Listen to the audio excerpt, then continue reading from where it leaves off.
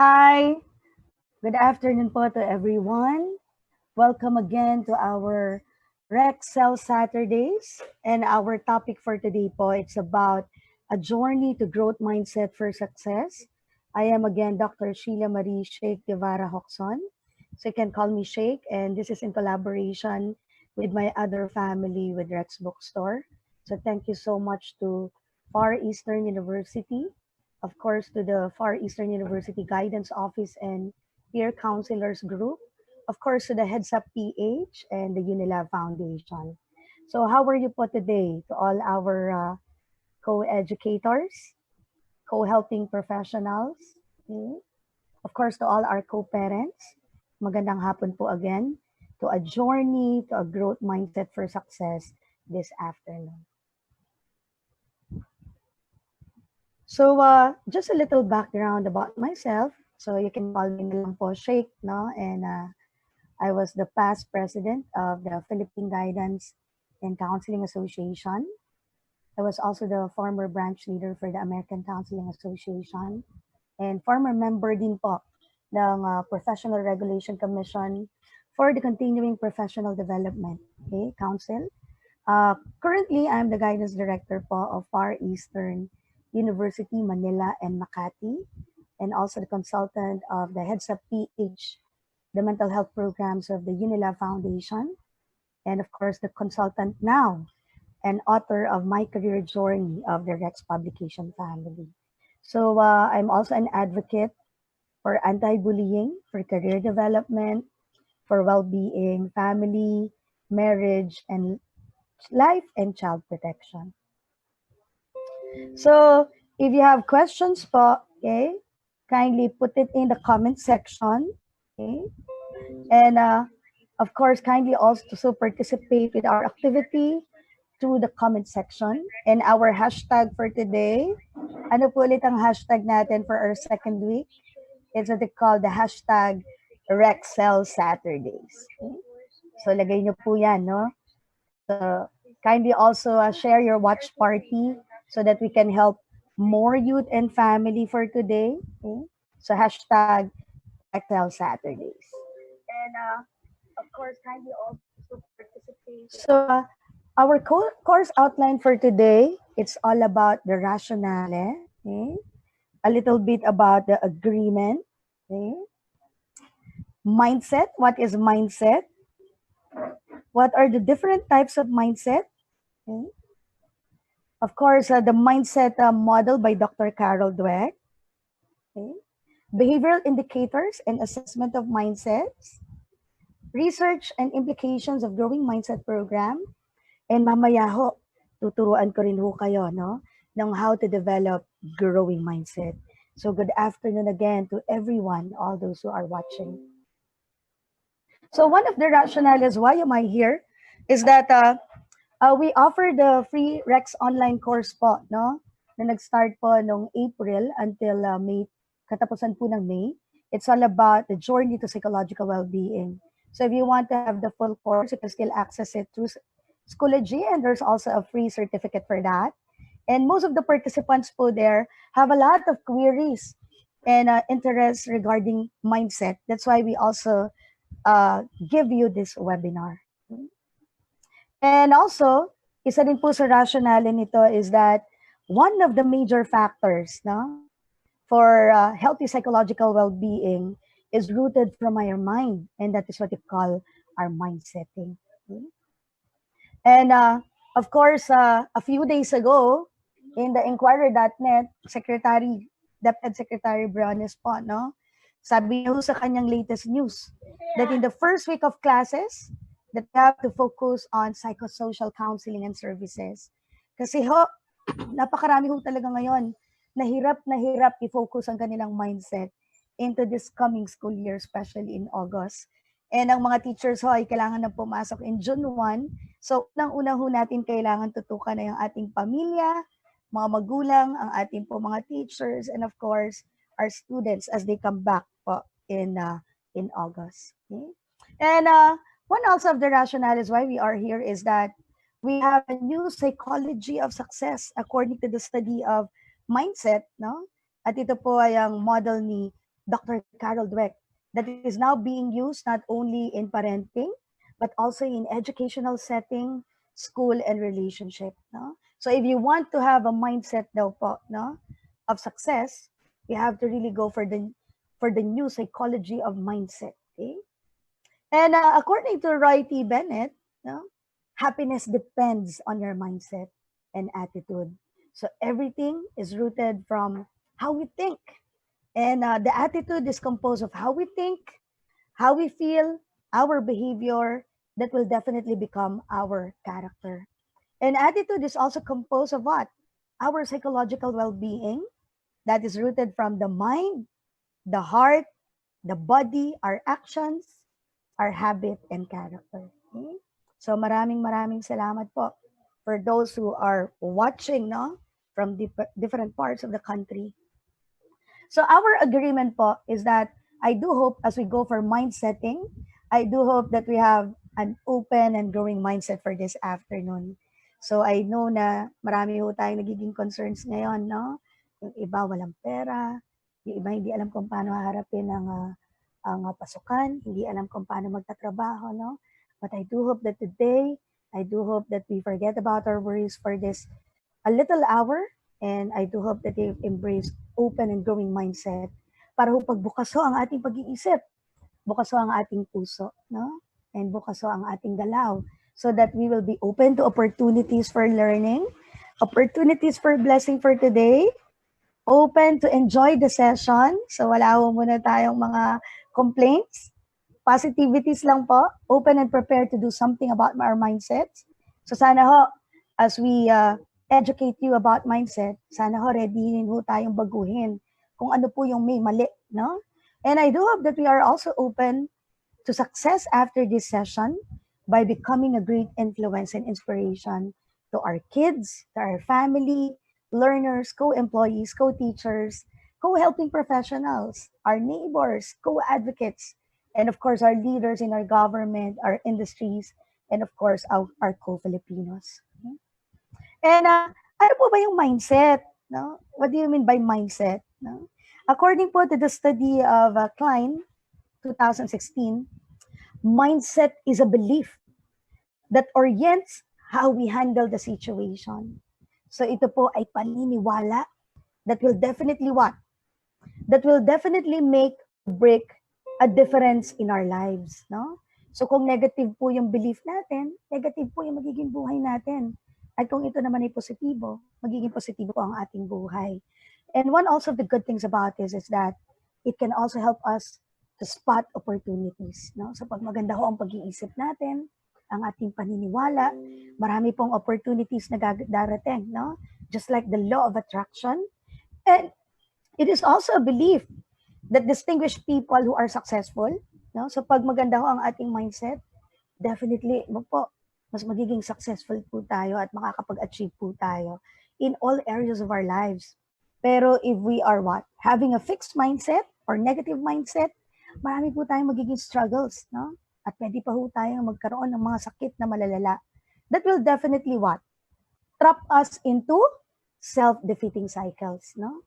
So marami po tayong mga self-defeating behavior, like lagi po tayong pessimistic, no? Hindi ho tayo makasay no sa mga vices, and so on and so forth. Okay? And isa ho sa mga ginagawa ko, no? This is my little family, para ho mas lumawak ko ang mindset ng aking pamilya, no? Ang aking mga anak, no? Usually ho, kahit minsan merong mga times na walang pera, ipon lang ho tayo ng konti, no? So traveling is a good way, no?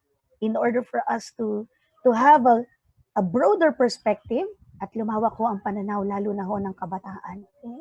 And when we travel, we interact with different types of people, mayaman, mahirap, maputi, maitim, okay? And we also know the different types of culture, no? Ito po yung kung ano po ang kultura ng mga Kapampangan, ng mga Ilocano. Ito po ay sa Chavayan, no? And this is our last travel before the ECQ. Ito po ay nag-ipon ho kami ng pamilya at nakapunta ho kami ng Batanes. And I've seen the beauty. And of course, ang character po ng mga Ibatan. They are really very nice. And my children, no, saw their honesty. No? At dahil po dyan, pag tayo ay nakiki-interact sa iba't ibang tao, and hindi ho tayo nanguhusga ng mga tao, no? That is what? One way in order for us to broaden our mindset. No? Ito po ang isang artwork ng aking anak na grade 4 in one of the Catholic schools in Quezon City, no? At ito po yung sa kakalibot po namin ng aming pamilya sa probinsya, sa iba't ibang lugar ho, no? Nakita niyo ho ang kalagayan ng Pilipinas, no? So nakita niya ho kasi yung may mga mahihirap pong lugar na napupuntahan kami, no? At ito po yung hope ng aking anak. How you hope to see the Philippines. So, very positive naman po yung pananaw ng aking anak, no? Na ang potensyal ng Pilipinas ay magiging malawak kung tayo po ay magtutulungan. And that is also what we call enriching the mindset, especially of the youth. Paano po natin may enrich yun? Becoming a good example to your children. Loving your one and only spouse, no? Loving your children unconditionally. Loving your neighbors, loving your yayas, no? Can also what? Create a kind mindset to our children. Okay? Kung masipag ang mga magulang, ang tatay at ang nanay, may kita po nila that they will develop a persevering mindset. Kung ang mga magulang po ay matyaga, ang mga teacher po ay mababait, then they will develop a humanistic mindset. No? So makakapagpalaki ho tayo ng mga youth, the Alpha Gen and the Gen Zs that are very kind, very persevering, with social emotional learning, and with dream. This is another artwork of my son recently in the ECQ, mga 2 days pa lang ho ito. And we entitled it Transcendence. No? And my kids have seen that we pray every night, no? And most of the time we go to the church, no? And we respect also different religions, no? And we go for unity and diversity. And kaya ho na-develop din yung spiritual mindset ng aking anak. Okay? And ano po ba ang mindset? No? It has an influence on people's perception, judgment, and performance. No? So ito po yung nag-i-influence ho kung paano ho tayo ipiperceive ng mga tao. So kung nakikita ko ng mga bata na ang mga magulang ay mababait, magkakaroon ho sila ng kind mindset. Kung makikita ho nila ang mga teachers at counselors nila and school, no, stakeholders ay humanistic, they will have a respectful mindset. Okay? Understood? Sige po. So in social psychology researches, no, dito ho lagi natin napapag-aralan ng mindset aside from positive psychology, no, aside from Carol Dweck, okay? How parents, no, perceive their kids. Okay? So kung nakikita po ninyo, ako po, I for one is a young mom, nakikita niyo po yung inyong anak, if you have a growing mindset, makita niyo po yung kabaitan at ganda, no? Amidst the negativities, meron hong positive, no? Focus on the strengths and potentials of your children. And what is that? That is a positive and growing mindset to your children. Paano naman ho kayo nape-perceive ng inyong mga anak? Okay? Ano po kaya mga perception niyo? Perception po kaya ng mga anak ninyo? Kung for example, tayo po ay faithful sa ating mga asawa, may kita po nila na magiging faithful din po, no? At definitely, respect po kayo ng inyong mga anak kasi hindi niyo po sila iniiwan. Okay? So very important po how students perceive their teachers. Always remember that respect cannot be demanded, no? That respect can be earned, no? So kung nagsasalita ho tayo ng negative, hindi ho tayo magalang sa ating mga estudyante, ano pong magiging perception ng ating mga estudyante? Magkakaroon ho sila ng fixed mindset sa atin na may mga tendency na ang teacher ko, no, bastos for example, or ang teacher ko hindi marunong gumalang, at magiging ganun din sila. Okay? At ang mga teachers naman, how do they perceive their students? So kunyari hindi lang makasagot, okay? So minsan nalilabel natin, no? Sometimes we are guilty. Minsan nasasabihan natin, ang bobo naman ng batang ito. Okay? So ano yung teacher na yon? Ang teacher na yon ay may fixed mindset, no? So I do hope wag natin i-judge kagad yung ating mga estudyante na sila ay may ADHD parkat sila ay malikot or sila ay autistic. kung sila ay walang focus, no? We are not the right people to diagnose. Only developmental pediatricians, no, can diagnose that. And how do students perceive their classmates, no? So kung nabully siya, no? Syempre, there are times the cycle of bullying, okay? And how teachers perceive their co-employees and boss. Marami hong tanong na ganyan, no? When we had our online course. Until now, meron po tayong online course sa Rex din. A Journey to Psychological Wellbeing. Kindly also check that. Napakaganda rin ng programa nun. So minsan na tinitingnan natin yung mga co-employees natin or kung tayo pa nagtatrabaho sa industry, ayan, chismosa, no? Or ang ating mga boss ay slave driver, no? So pag sinasabi ho natin or ginajudge ho natin or iniinsulto ho natin yung mga tao na sa paligid natin, from our kids to the parents, to the teachers, to the co-employees and our bosses, ano ho yun? That is what we call fixed mindset. No? So nambubuli na tayo, meron pa tayong fixed mindset. Okay? So, according to Western 2016, in his article, marami pong different types of mindsets. No? In the study of the evidence-based research of Carol Dweck, Dr. Carol Dweck from Stanford, meron yung tinatawag na growth mindset. Mamaya explain ko yan.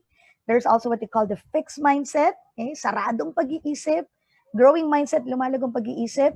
Productive mindset, no? Ibig sabihin, umaga pa lang gusto mo, meron ka ng productivity na nagagawa for contribution. Number 4, social mindset. Ito po yung mga palakaibigan, even in social media. Fear mindset. Yung utak mo, wala ka pang ginagawa, takot ka nang humarap sa tao. 6, marami ho tayong medyo guilty dyan, yung lazy mindset. No? So sa umaga, tinatamad na tayo kasi naka-quarantine tayo ngayon, which is definitely a normal symptom kasi nga po we are in an abnormal situation. Pero wag lang ho tatagal. No? Wag lang ho tatagal ng more than 2 weeks yung kanyang laziness. Business mindset, ito po yung mga entrepreneurial. No? Dreamer mindset, maraming pangarap sa buhay. 9, follower mindset. No?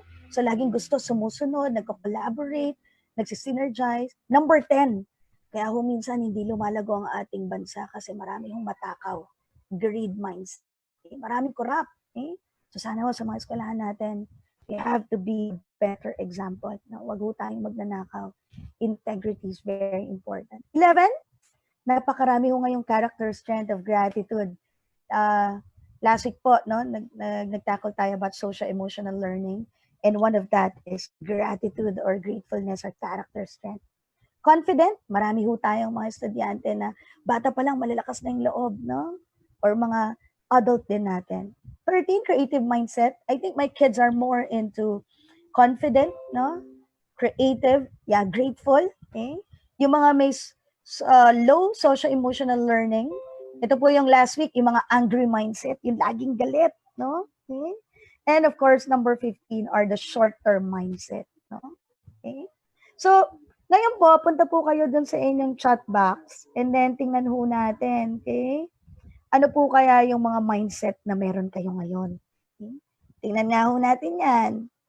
Sulat nyo ho sa inyong chat box, at tingnan ho natin kung ano po yung mga different types of mindsets na meron kayo. Game na ho ba kayo? Yeah, sige, sulat ho natin ha. Meron po ba kayong growth mindset? Kayo ba ay may fixed mindset, no? Kayo po ba ay may creative mindset, no? Sige. Sulat ho natin yan. Napakarami hong nanonood. Maraming salamat po for the overwhelming support, no? Yan, sabi po ni Shell, my student in the graduate school, gratitude mindset. Si Derek, also my student, growth mindset. Lazy daw si Jane, okay? So, dapat hindi forever, ha? Ria Gomez, no? Gratitude mindset, creative mindset, this is the best time na yung mga interest ho natin, di ba? Napakarami ho nating interest na dapat natin in-nourish. Obien, growth mindset, Cherry, Dr. Cherry, ang daming mindset. Social, business, creative, no? Yubin, Melvin, Loiche, growth mindset and dreamer mindset, no? So, piliin ho natin ano po yung mga mindset na meron tayo. At kung ito po ay hindi na maganda na mindset, no?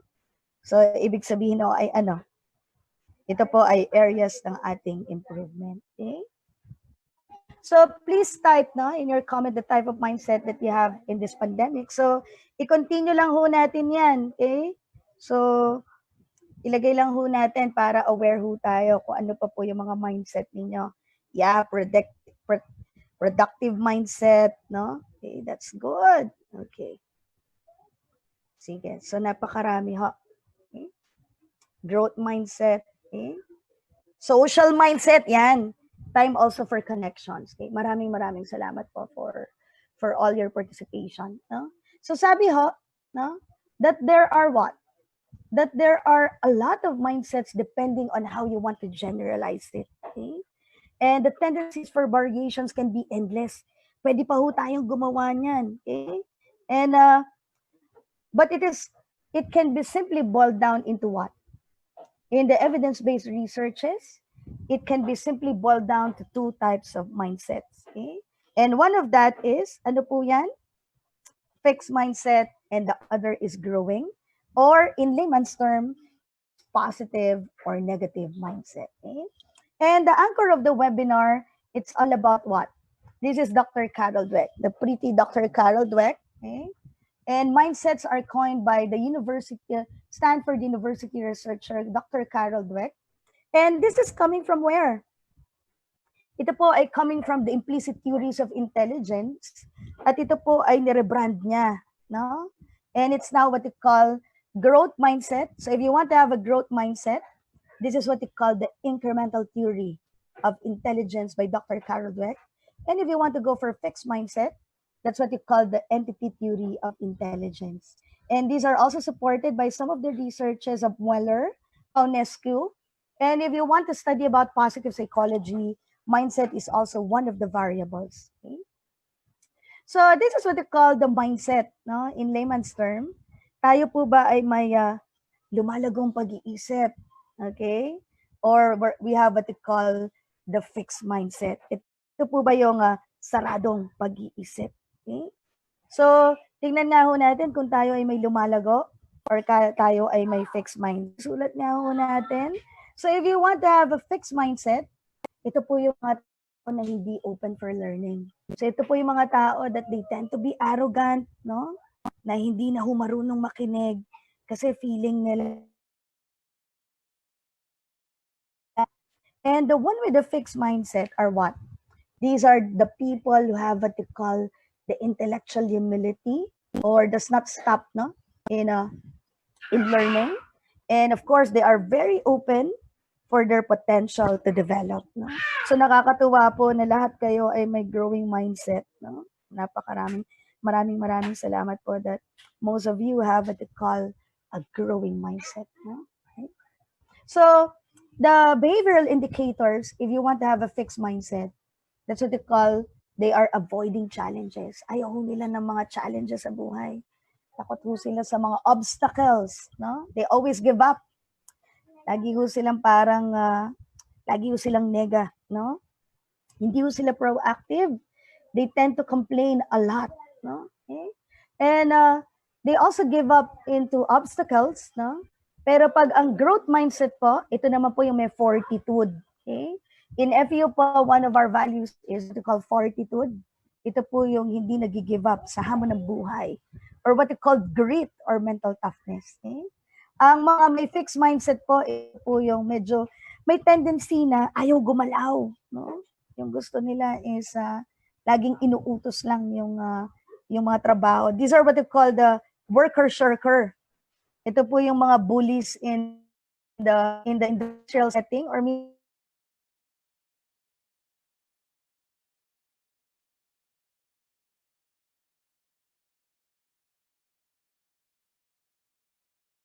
Oo. Yeah. And then, ito po yung mga talagang persevering. Okay? And then, the one with the fixed mindset are not open to criticism. Ayaw nila, nagagalit sila, nagre-rebelde sila pag nag-criticize. And the one with the growing mindset are the people who are open to criticisms. So, pag pinagsabihan sila sa performance appraisal, sila ho ay kagad open for constructive criticism para improve nila ito. Okay? And the other one is the success for others. Ito po yung mga may fixed mindset. Ito po gitin. Okay? But the one with the growing mindset, ito po yung mga tao na ano, ito po yung mga tao na open for success. And of course, open for learning. Okay? So tanong ko ngayon, meron o ba kayong growing mindset or do you have a fixed mindset? Okay? So sulat nga ho natin if you have a growing mindset or a fixed mindset. Yan. Yan, ang sabi po ni Sa Ivy. Growth mindset. Know how to conquer life. Yan, laban lang ho tayo. Okay? Yan, sabi po ni Ma'am L. Kim. No? Maraming salamat daw. Okay? So si Lenny, si Roms. Yan. Ano po kayo? Yan, growth mindset. Rika. Okay? Yeah. Okay? So, napakarami hong growth mindset, no? Okay, that's good. Okay. So, in our little assessment, marami hong assessment about growing mindset and fixed mindset. And one of the studies and assessment that we are using is what we call coming from Jobo Waller and Amanda Confer 2016 that was also made in Stanford University. And a new method of assessment, okay, that promises to offer students a change relationship not only in relating with people, but also in learning and also giving advice on ways to improve growing mindset. But unfortunately, hindi na ho tayo mag-a-assessment ngayon, no? Kasi kulang ho tayo sa oras. But we will have a very practical assessment as we analyze some cases here. Okay? So this is our little activity. Okay? So ito po yan. Imagine po ang isang Gen Z na estudyante natin na grade 6, a problematic student, okay, who also lack the sleep, tendency to bully, cannot control his anger, no? Okay? Lack empathy, addicted online to different social media platforms as well. TikTok, Fortnite, no? Having failing grades and headache of the school and family. And the parents tend to also be busy and the teachers as well. At lagi niya akong sinisisi yung pamilya niya. Na minsan yung iba naghiwalay, yung iba OFW, yung iba talagang busy mga magulang. Okay? So, as a parent, lagay ho natin dito sa ating comment, how do you perceive your kid if he is like that? No? So, tingnan po natin itong problematic na estudyante. And ano po yung perception niya sa batang yan? Can you embrace his imperfection? Lagi nating sinasabi, type niyo ho yung sagot ninyo, ha? Yan, growing mindset. Kung kayo nga ho ay growing mindset or fixed mindset, tingnan nga ho natin kung growing talaga kayo or fixed. Kung kayo ay isang magulang, for example, or in shoe of a teacher, kung kayo naman po ay or school personnel or counselor, okay? Or kung kayo po ay isang administrator, okay? How do you perceive a learner who is problematic? And can you embrace his imperfections? No? So ito po 'yon. Ito po yung negative kid, no? Na napakasakit po natin ng ulo, okay? And ano po ang magiging perception niyo diyan sa batang 'yan? Ano pong masasabi niyo sa batang 'yan? Okay? Ano pong masasabi ninyo? Sige nga ho, sagot tayo. Okay? Yeah, he needs attention from his parents, yeah? Hindi ho dapat tayo judgmental kagad sa kanya. Yes, thank you, Michelle. I will embrace the student so he would know that he is accepted. Wow, that's good. You are a very kind person, okay? Understand every situation of the person. Bakit ho siya nagkaganon? No? Bakit ho kaya siya bully? Malamang na-bully din siya dati. Bakit ho kaya siya walang empathy? Kasi ho yung pwedeng mga magulang niya ay wala ding empathy. Pinabayaan siya. Embrace his flaws, sabi ni D. No? Needs attention and loving embrace. Yeah, very good, no? So can you post your perceptions in the comment box, no? Sabi ni Ivy, lagi nanonood tong estudyante ko to, I will embrace my child because I believe that is partly fault of a parent. Yeah. So sana ho, hindi din tayo denial, no? But the humility na nagkulang din tayo, pwedeng as a parent, as a teacher, no? Or a guardian, etc. Okay? So can you accept him and embrace his imperfections, no? Okay? So sabi po ni Ma'am Sylvia, a counselor from Dipolog, he needs help. He needs care and understanding. Listen to the needs of the student. Yan, makinig ho tayo. Sabi ni Elizabeth, Rowell, understand where the child is coming. Saan ho ba nangyari? Pwede po bang only child, no? Katulad po ng mga pag-aaral, pangalawang anak, saang probinsya, anong klase ng pamilya, anong klase ng environment. Okay? Needs continuous guidance and proper motivation. Sabi ni Ma'am Edith, communication is the key and needs more attention, okay, and love. So, ano pong indicator niyan? Congratulations po, no? Dahil lahat ho ng nanonood ngayon, sabi din ni Angeli from Baguio, set aside judgment and listen to his situation and accept the person just like God unconditionally. Okay?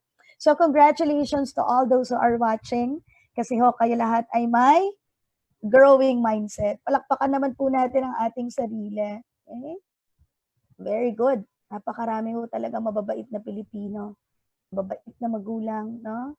And mababait na teachers, and mababait na mga school personnel, okay? At mababait po kayong lahat, okay? Dahil everything is rooted from our mindset, okay? So these are now what we call the implications. I cited the studies, no? Okay? From Dr. Ratan et al. Okay? And company, 2012. Tendencies of mentors and people with fixed mindsets, no? So pag ang mga mentors po or employees or people, no, na sarado ang pag-iisip, lagi yun nilang sinasabi, oh, yung batang yan, bobo naman yan, okay?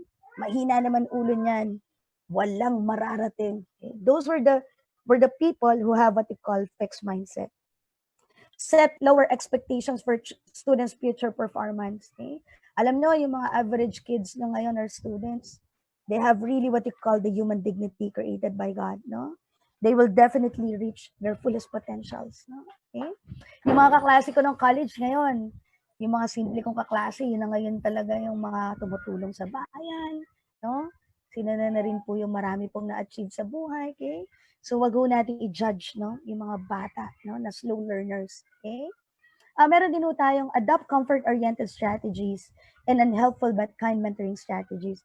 If we are a mentor, a teacher, a coach to our students, our children, our employees, our people, no? Wag naman po yung sobrang daling mentoring strategies na copy-paste, no? Kaya may mga targeting tayo ngayon. Dapat ho ay hindi naman po yung sobrang pamigay naman, no? Dapat po yung mga binibigay nating assignments para magkaroon ng growing mindset ang ating mga estudyante is, tumatalakay sa tunay na buhay at tumatalakay kung ano talaga ang tama at kung ano ang mali. And of course, it will also tackle their socio-emotional learning on awareness of their thoughts, feelings, and behavior, environment, okay, their values, their decision making, and how they connect with people. Okay? So these are the other studies, no, that I cited from Keating and Hesley in 2015. Tendencies of employees with growing mindsets are what? So pag tayong lahat, tayong empleyado, magulang, lahat po tayo, no, who are more enthusiastic about developing in an organization and view challenging tasks as an important in their growth, no? So tanggalin ho natin yung lazy mindset that we had, no? Dapat ho productive mindset, which is what? An indicator of a growing mindset. Okay? So very important din ho is value the role of effort in improving their work. No? Okay? So importante po na hindi ho tayo more on the grades ng bata. I don't believe in grades, but I believe in the character strengths and the efforts of our students, which is rooted from socio-emotional learning and rooted from our mindset. No? We also have to be focused on task details in order for us to go for a growing mindset. And I do hope hindi ho tayo laging nag-give up, hindi nagre-reklamo, no? Sana hindi ho natin lagi sinasaktan yung sarili natin. We blame our families for our problem, our government, our teachers, no? So hindi ho yan sign ng growing mindset, okay? So have more positive view about setbacks, no? So ito po yung mga resilient people, the ability to bounce back after a difficulty, at sila rin po yung may grit, determined to face challenges amidst the pandemic. And isa rin pa rin po, no, sa implications ng growing mindset is what? Social mindset, the ability to connect with positive personal, interpersonal interactions at work, at school, no, and of course in the family and in the environment. Okay? Natuto po ba kayo sa implications na ito? Lagay nyo lang po sa comment box, no? Ang inyo pong mga natututunan, realizations, no? And some comments. Okay? So, basahin nga ho natin lahat ito. Okay? So, if a student leaves my classroom with new skills, I've done my job. No? But if a child leaves my classroom, knowing that they are loved and protected for who they are, I've reached my goal. Okay? So, yan po, kailangan po natin embrace, no? Nakikita ko yan sa lahat po ng mga comment box ninyo. Embrace, no? Okay? Unconditionally, your children, your students, your co-teachers, your colleagues, your boss, no? Amidst, no, the many problems. Okay? Because everyone is in it. Everyone is what you call has different coping. May slow, may mabilis, no? And everyone has their values, their culture, and of course, their story. Okay? So, isa ho sa mga mission ko ngayon, importanteng mission, is that the implication of a growth mindset, no? Implication of growth mindset in our homes, in our respective homes, our schools, no? Industries, community, and our country. So sana ho, lahat tayo magkaroon ng growing mindset. Ano itong growing mindset? These are all sectors po, no? All disciplines, families, schools, industries, even churches, barangays, no? Government, okay? And other sectors should emphasize challenging people to keep improving themselves, no? So mas tutukan ho natin yung mga mahihina na tao. Okay? Mas tutukan ho natin sila. Hindi po yung mga sikat. Wag hindi po yung sobrang matatalino. Kasi hindi na ho nila masyadong kailangan ng attention. Most of the people who wants belongings and attention are the people who are challenging. Yung mga bullies natin, yung mga may negative family background, no? Family, schools, industries, and other sectors should not more focus on the grades, but more on the ability and effort. Okay? So wag kong puro grades, but more on values and effort ng bata. Kung ang bata ho ay bumagsak pero hindi naman ng opya, hindi naman ho ng gulang ng kapwa, then I honor them for that. Okay? They have a growth mindset rather than their grades. Okay? So very important din ho, in all sectors, I do hope that we are also open and inclusive. Inclusive to diversity, unity in diversity, for the rights for education. Lahat po ay may karapatan mag-aral. Okay? For work, accommodation, lalo na po sa mga PWDs natin, may mental health problem, mga slow learners with learning disabilities, our special kids, no? Facilities, magbigay din po tayo ng tamang facilities for them kasi may karapatan po silang mabuhay, mag-aral, at lumago ang kanilang buhay. With HIV, with those who are also bullied. And I do hope that we also go for organization that appraise efforts to learn from our teams. So appreciate them, no? Kaya importante po yung gratitude in all areas, no? Sa bahay, we have to be thankful for our children, to our yayas, to the simplest people in our homes, no? To our janitors, our security guards in our schools, churches, and homes, industries, coaching, and of course, growth mindset program. Importante ho na hindi nyo lang tinitrain yung inyong mga estudyante about malaking seminar, no? Hindi lang ho puro laging in a for-world classroom, pero kailangan ho meron tayong mga group coaching and group mentoring programs or mga one-on-one coaching and mentoring programs. Okay? So why growing mindset is important? Rami ko na hong nasabi. So nakita niyo na ho ba yung importansya?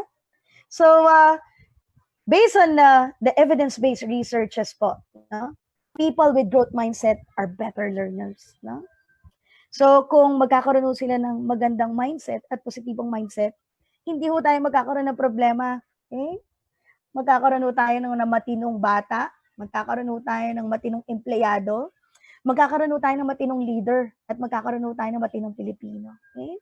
Those with growth mindset believe that failure can be an opportunity to learn.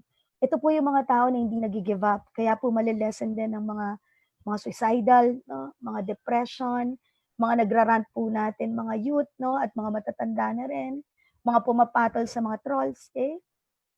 And in the study of Blackwell 2007 in child development, okay, sabi ho ni Blackwell et al., okay, that those with implicit theories predict achievement across an adolescent transition. So pag meron daw po tayong growth mindset, mas mag-a-achieve po ang kabataan, no? Lalo na po ang ating mga adolescent. At ito po yung graph ng kanyang pag-aaral at ginamit po ang incremental or growth mindset theory sa math achievement ng mga bata. At marami ho sa atin na hindi masyadong mahilig sa math. Math is my Waterloo. Okay? So dahil ho sa growth mindset, tumataas ho ang grades ng mga bata. Okay? So sumusunod ho kahit minsan hirap sila kung gaano ito ka-complex, no? But of course, we have to also match it with our humanistic and growth mindset among our teachers and all the mentors, no? In order for them to really achieve. So marami rin pong ingredients aside from growth mindset. In the study of Ronell King, who is a colleague in the Unilab Foundation, no? Mac Lenery and David Watkins, magaling hong researcher ito in positive psychology, that youth with a fixed mindset experience more negative emotions towards schoolwork and learning. So pag sarado ang pag-iisip ng bata, mas prone po siya, lagi ho siyang galit, lagi ho siyang mababang social emotional learning, anxious, lagi matatakotin, shame, no? Hopelessness and boredom. So ngayon ho, lalo na ho yung mga fixed mindset ngayong pandemic, naku, mas lalo hong malala sa kanila yan. Okay?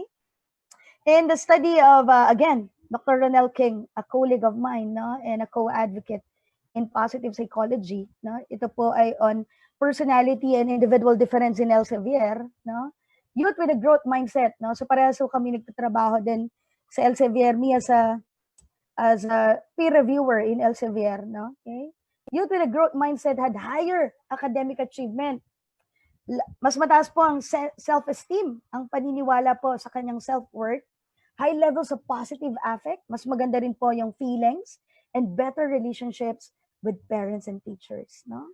So, siguro ho, kung sisimulan ho natin ang social emotional learning, no? Isa ho dyan ay growth mindset, no? I think this will be a better world, no? And of course, generally, kaya ho, I'm also advocating growth mindset because it implicates character development. Magiging mabait ho ang mga bata, and of course, the whole psychological well-being will definitely develop. And bababa ho ang ating mental health problems. How to develop growth mindset? No? Okay?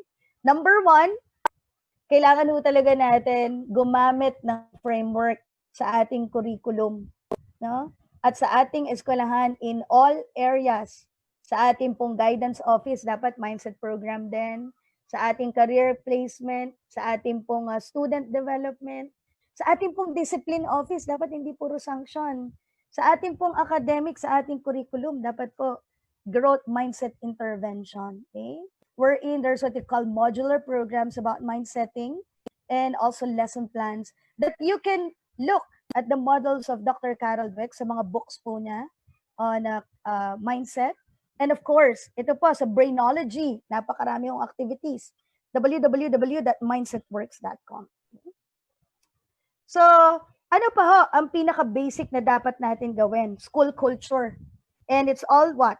Starting from the parents, who is also one of the major stakeholders, teachers.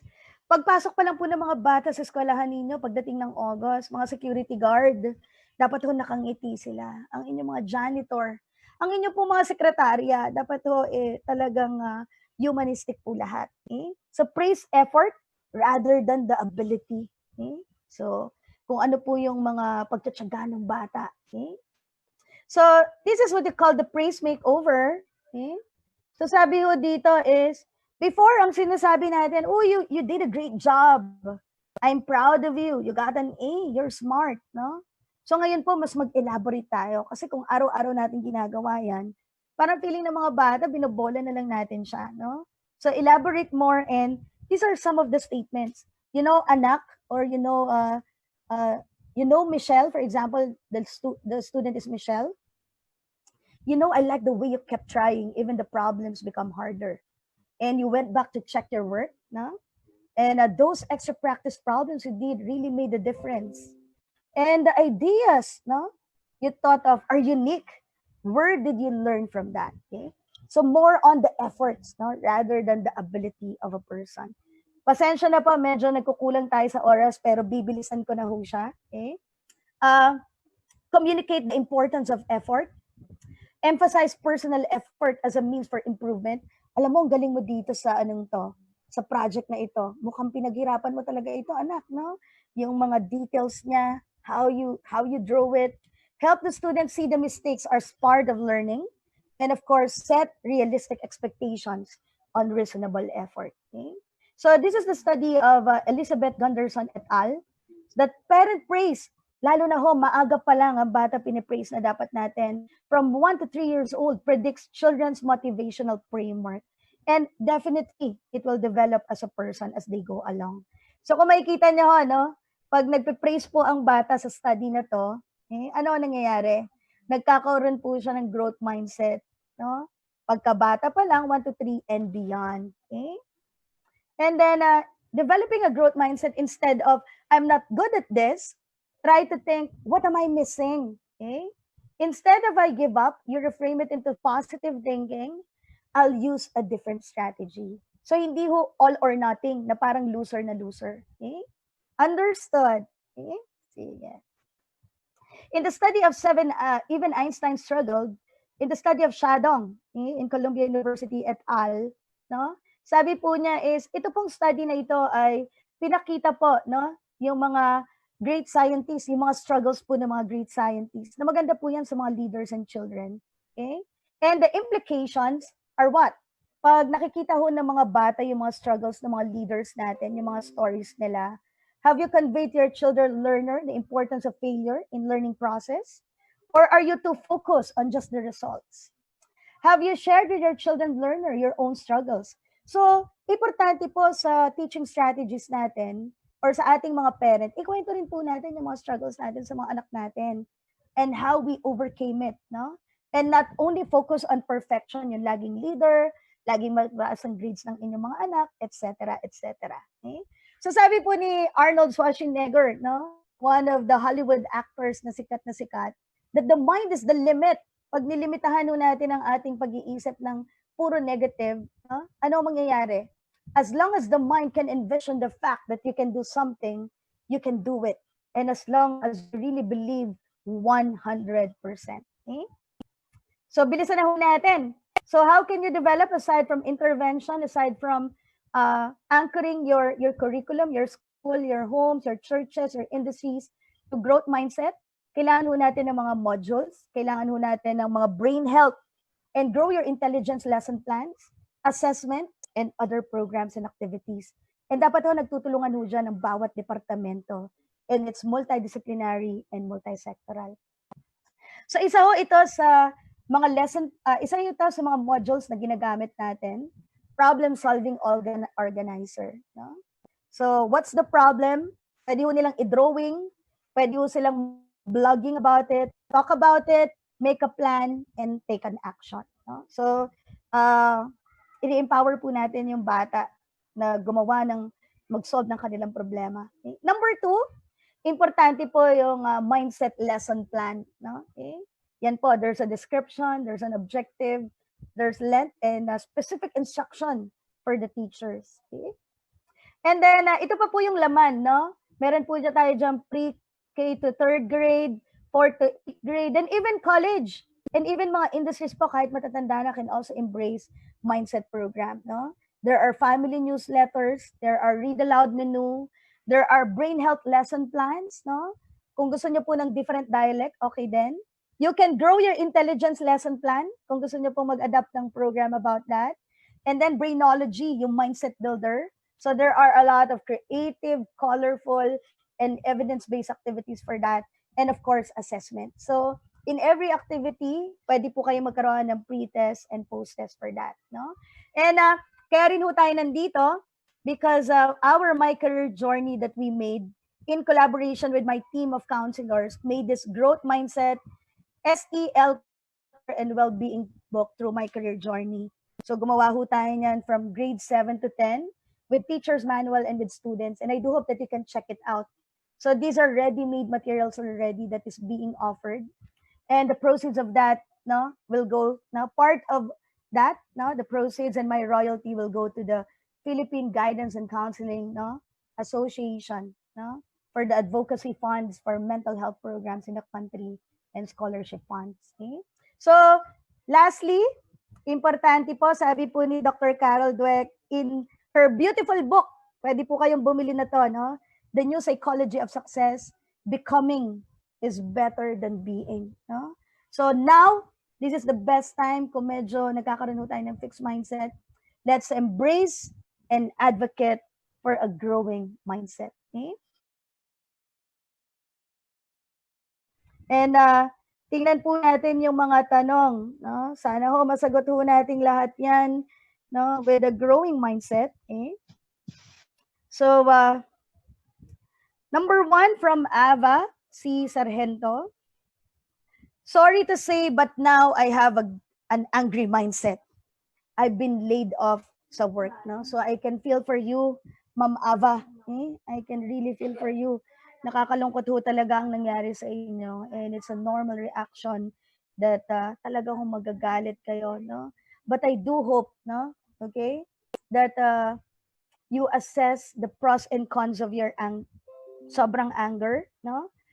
It will take time, pero i-assess nyo po, no? Kung ang sobrang galit nyo ba, no? At sumusobra ho ng ilang araw ay makakatulong pa po ba sa inyo? Okay? Or hindi na po? Kasi pag galit ho ang namutawi sa inyong mindset, ano ho mangyayari? Ang puso nyo po ay puro galit. Ang inyo pong galaw ay puro galit, no? And of course, ano ho mangyayari? Pwede pong hindi ho tayo laging maging productive. And pwede pong ito rin ay mag-inhibit sa atin para hindi pa ho tayo makapaghanap ng trabaho. So I do hope, no, it is not an easy task, but I do hope, no, that we assess the pros and cons of being too much, no, so angry, okay? Evaluate it, no, decide kung hanggang kailan po kayo magagalit at hindi, and I do hope that you can arrive already into a practical action plan, no, para ho hindi ho tayo kainin ng galit natin kasi ho, it will make our life miserable. Okay? Dominic, Diane, Rexel Saturday is an attitude and mindset. The same thing. Actually po, ang mindset, no, is one part of an attitude because an attitude is rooted from where?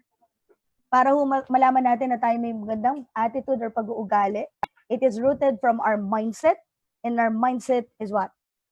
Becoming our feelings, becoming our behavior, becoming our attitude, and becoming character, no? So it is one, no? It is one part, no? Okay? And definitely it has a correlation. Pag negative po ang mindset natin, pwedeng maging negative din po ang ating ugali. Okay? Julie Dayan, is it possible to have different mindsets at the same time? Oo naman po. Pwede naman po yan. Marami pong may growing mindset na achiever. Marami pong growing mindset na well-being mindset. Pero usually po, pag positive ang mindset mo, the different mindsets will also be positive. Pero dahil tao lang tayo, there are also tendencies na katulad kanina, meron tayong mga fear mindset, meron tayong lazy mindset because the conditions are also affecting our mindset and our environment as well. Okay? Maria Luisa Maykong, how to deal with parents who are in denial of their child's imperfections or character in school, no? Importante ho dito sa tulong ho ng multidisciplinary approach. Meron ho tayong mga counselors, no? Importante ho na kailangan ho is makipag-collaborate ho tayo. At kung meron ho tayong mga day-to-day na observations na hindi maganda, pwede ho tayong mag-anecdotal records and then i-refer ho natin sa guidance office. Meron ho silang mga evidence-based assessment ho doon through testing, through observations, through sociometry, para ho malaman natin kung may mga tendencies po siya. I-refer natin just in case na kailangan ho niya ng multidisciplinary approach like psychologists or psychiatrists or speech pathologies or PT, etc. Okay? Christy Gunggog Similano, how can we develop a growth mindset to a student whose family are negative thinkers and is a victim of harassment? Okay? So, napakahirap ho talaga niyan. Okay? Napakahirap ho talaga na ang mga magulang ay sila po yung nag-i-influence, no? Because they are really the best influencer and first teacher, no? So, ang pinakamaganda ho dito is maganda ho sana kung pwede, kung meron kayong mga signs and symptoms that already affects, no? Importante ho na meron ho tayong pakikipagtulungan, no, sa ating mga magulang. Sila po ay hindi natin kaaway. We can collaborate with them through a parent conference, no? Pero make it to a point that you have evidence-based research